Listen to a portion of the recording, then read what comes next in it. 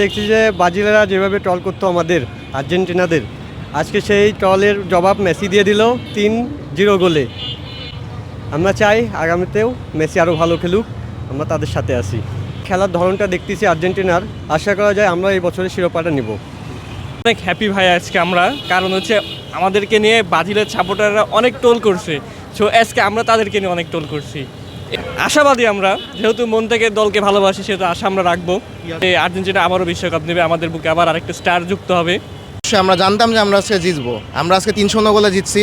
যারা যারা আছে, কিছু কিছু দল আছে যারা শুধু চাপাই মারবে, তারা কোনো কিছু করতে পারবে না।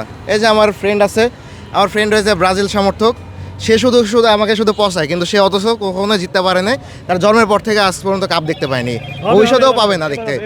আমরা ইনশাল্লাহ জিতছি, আরও জিতবো।